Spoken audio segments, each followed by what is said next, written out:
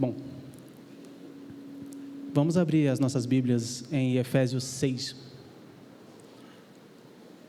Leremos os versículos de 10 a 20.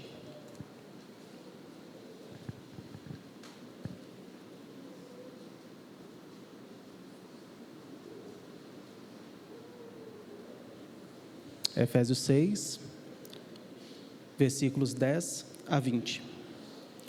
Leremos de forma alternada. Eu lerei os pares, os irmãos lerão os ímpares. Quanto ao mais, sede fortalecidos no Senhor e na força do seu poder.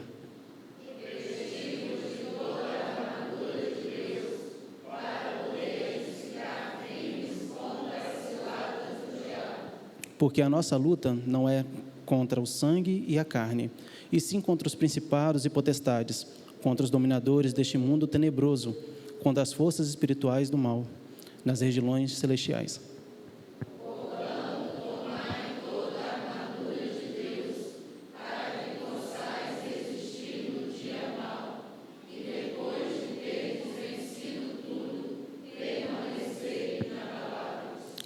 Estai, pois, firmes, cingindo-vos com a verdade e vestindo-vos da couraça da justiça.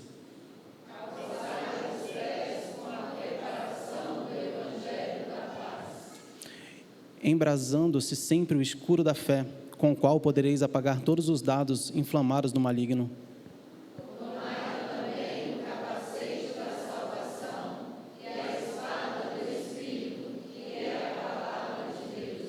Com toda oração e súplica, orando em todo tempo no Espírito, e para que isso, vigiando com toda perseverança e súplica por todos os santos.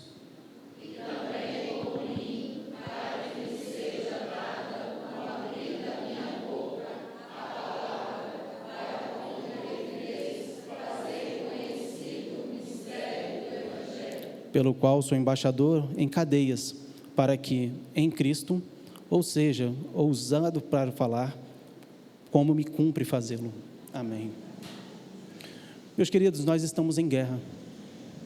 Você está preparado para esse tipo de guerra que nós estamos enfrentando? A Bíblia relata que estamos em guerra. E como reconhecer e se preparar a isso? Primeira pergunta que devemos fazer é: o que caracteriza uma guerra? Temos 4 fatores que determinam a guerra em si. O primeiro seria o conceito de nação. O conceito de nação, de uma forma simples, está relacionado com fatores linguísticos, políticos, sociais, culturais e históricos, o que agrega o sentimento que o indivíduo pertença a algum lugar. Pensamos primeiramente no Brasil. O que nos caracteriza como nação brasileira? O que nos caracteriza como povo brasileiro? Nós somos regidos por um governo federal e, mesmo com tamanhos continentais que o Brasil tem, nós ainda temos características sociais muito marcantes. Nós temos culturas e histórias parecidas e, em qualquer lugar do mundo, nós conseguimos reconhecer brasileiros. Algumas vezes, em contato com alguns conhecidos meus fora do Brasil, eles reclamam da falta do calor humano que eles sentem em outras nações.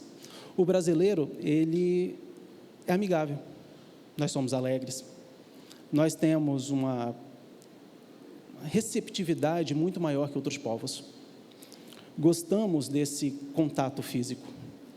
E agora, e a nação espiritual? Como ela é? Nós somos povo de Deus, temos uma linguagem própria. A paz do Senhor quando chegamos. Às vezes, como tomamos um susto, pedimos misericórdia. Ou Deus me livre. Sempre algum jargão, sempre algum bordão em nosso linguajar. Peço que os irmãos abram em 1 Pedro. 1 Pedro, capítulo 2.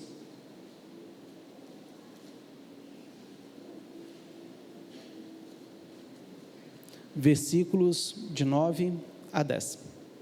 Eu estarei lendo. Vós, porém, sois raça eleita, sacerdócio real, nação santa, povo de propriedade exclusiva de Deus, a fim de proclamardes as virtudes daquele que vos chamou das trevas para a sua maravilhosa luz. Vós, sim, que antes não eras povo, mas agora sois povo de Deus, que não tinhais alcançado misericórdia, mas agora alcançaste misericórdia. O povo de Deus, a nossa nação santa, ela tem uma constituição própria. Nós temos um governo próprio. Qual é a nossa constituição? A Bíblia. A Bíblia, ela é a nossa única regra de fé e prática. Nós não temos outra a não ser baseados na Bíblia, e somente a Bíblia nos rege. Social, nós temos a comunhão entre os santos, este culto, às vezes as reuniões, às vezes um almoço, uma janta que nós fizemos na virada do ano, essa comunhão nós possuímos. Cultural e histórico, nossa nação, nossa noção de ética, hábitos, são todas vindos de conceitos cristãos. E algumas ainda são herdadas do povo hebreu. Por exemplo, nós comemoramos Páscoa. A nação, ela sempre vive em paz, ou pelo menos é isso que nós queríamos.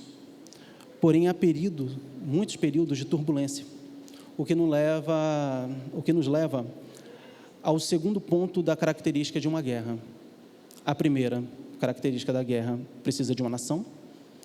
A segunda é a motivação que esta nação tem para entrar em guerra. O que é motivação? É o que explica o início, a continuação ou o término, neste caso, da guerra. Isso é a motivação. Na história mundial, nós podemos identificar alguns tipos de guerra que aconteceram. Por exemplo, guerra por hegemonia, seja racial ou seja hegemonia territorial. Nós temos guerra política e guerras econômicas. Algumas guerras podem ocorrer entre nações vizinhas, outras em quesito mundial. O povo hebreu, por exemplo, ao sair do Egito, ele entrou em conflito por diversas vezes com povos que não estavam alinhados com o objetivo de alcançar a terra prometida. E o campo espiritual? Como é que nós enfrentaríamos essas constantes guerras? Efésios 6:12.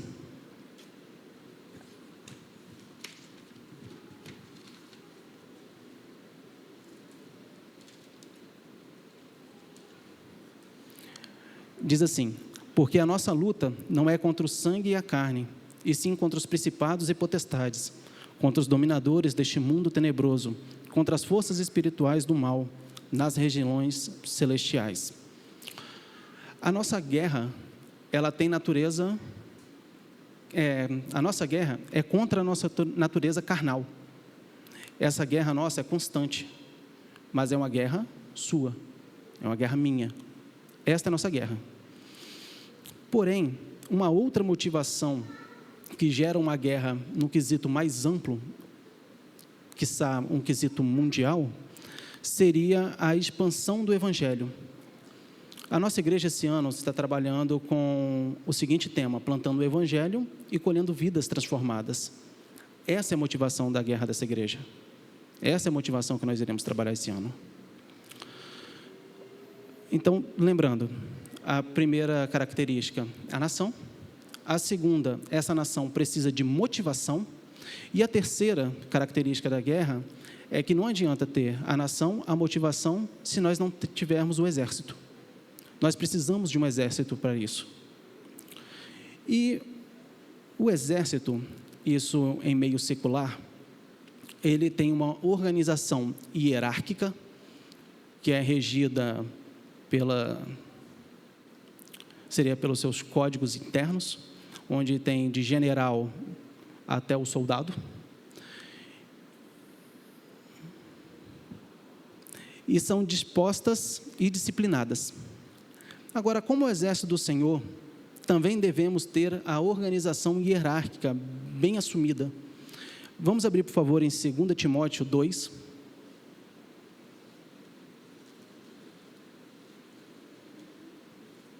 Segunda Timóteo 2, dos versículos 3 ao 4. Peço para a igreja ler, por favor. Participa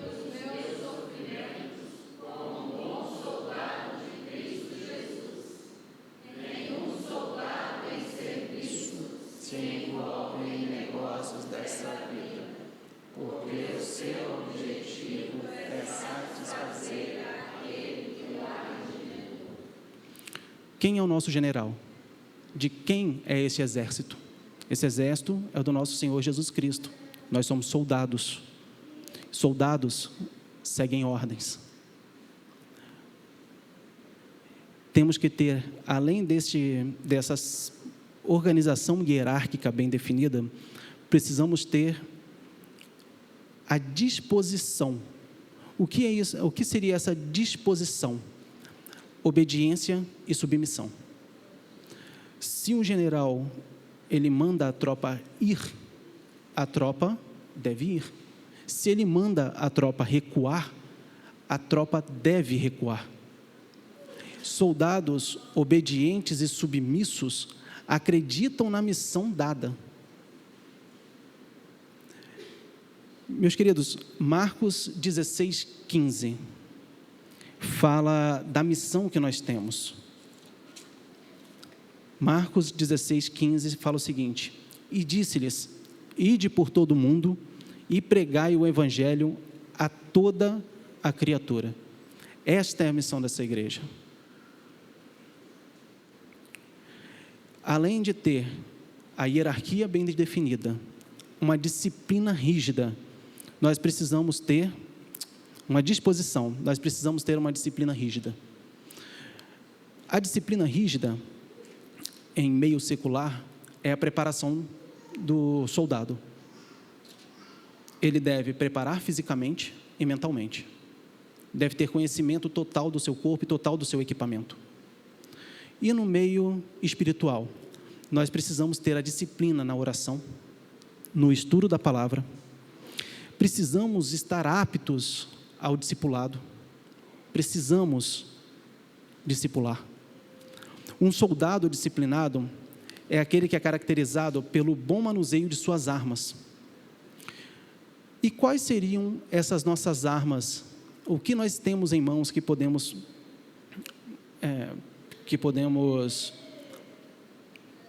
apalpar, que podemos usar na guerra? O que nós temos?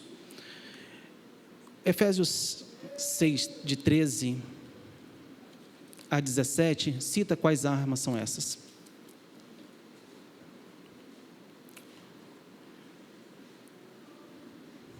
Portanto, tomai toda a armadura de Deus, para que possais resistir no dia mau, e depois de terdes vencido tudo, permanecer inabaláveis. Estais, pois, firmes, cingindo-vos com a verdade, e vestindo-vos com a couraça da justiça.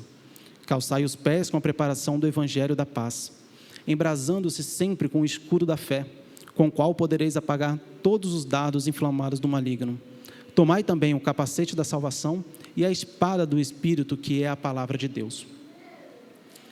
Armas em meio secular são aquelas que serão usadas para a subjugação de uma outra nação ou do exército inimigo. Seja por meio de materiais bélicos, armamentos melhores, ou estratégicos. Alguma tomada de algum local, uma tomada de colina. A lista para nós, cristãos, segue a seguinte característica dentro de Efésios: a couraça da justiça, primeiramente. No Império Romano, os soldados utilizavam um tipo de colete, se eu fosse transportar isso para os dias de hoje. O que seria esse colete? Seria, às vezes, de metal ou de couro, que usava para proteger a parte vital. Hoje em dia, seria chamado de colete balístico, fazendo uma comparação com os tempos de hoje.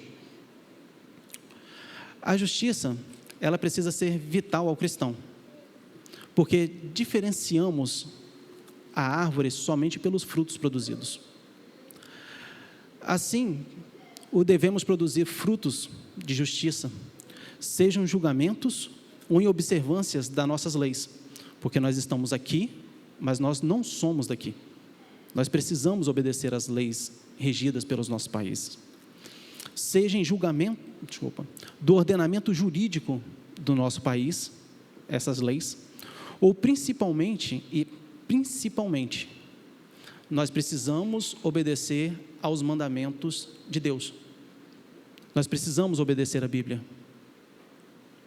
O que seria calçar os pés com a preparação do Evangelho, que é uma segunda arma nossa? É estar apto a pregar o Evangelho. E este vai ser a nossa proteção necessária pelo caminho que nós iremos pregando o Evangelho. O escuro da fé é a nossa barreira contra o desânimo. É o bloqueio que a mente e o coração necessitam para manter-se saudáveis, manterem no caminho. A espada do Espírito, eu vou pedir que os irmãos abram em 2 Timóteo 2,15.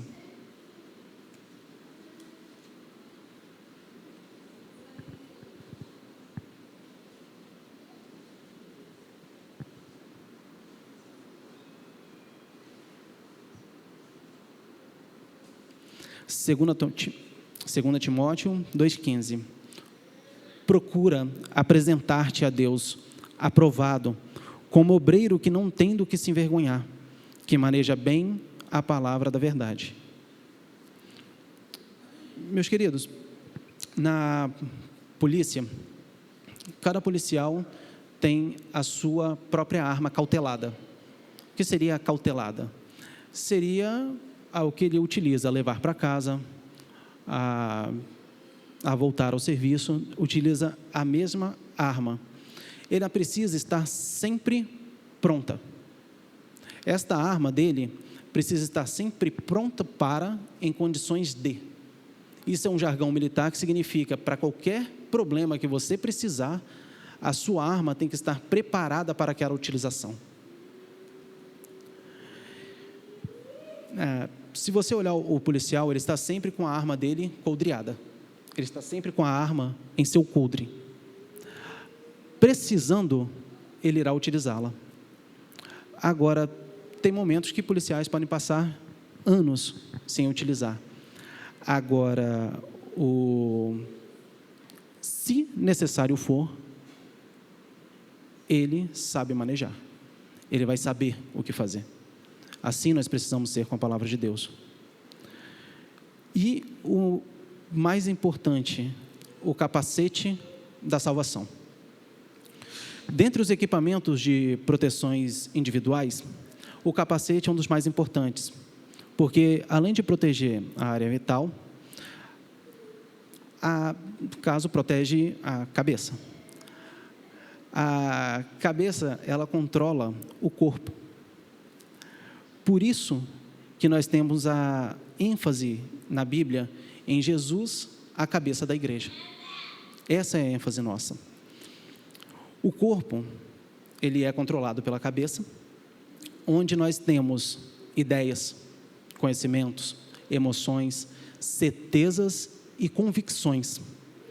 Dentre essas convicções é que a salvação é somente em Cristo Jesus. E essa salvação em Cristo Jesus é a proteção que nos permite continuar nossa jornada. Mesmo se sentirmos algumas vezes que a couraça da justiça não nos protege tanto,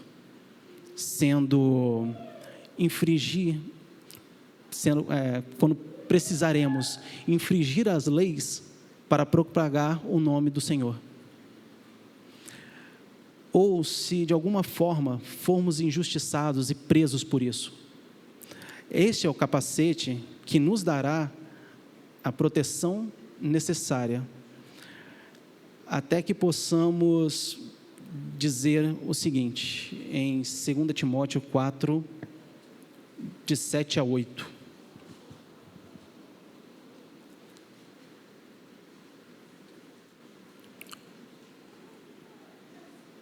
Esta é a frase, este é o versículo que todo combatente, todo soldado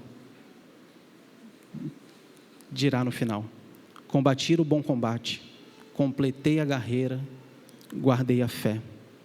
Já agora a coroa da justiça me está guardada, ao qual do Senhor, reto juiz, me dará naquele dia. E não somente a mim, mas também a todos quanto amam a sua vinda. Que Deus nos abençoe.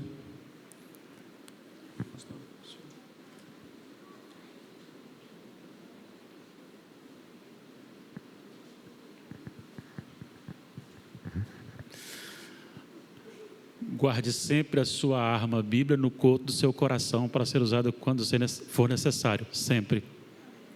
Resumir. Glória a Deus pela sua vida, Deus abençoe muito. Deus abençoe você que está aqui, que você possa ter sido edificado. Eu fui edificado, graças a Deus por isso, né? Vamos colocar em pé, vamos orar ao Senhor.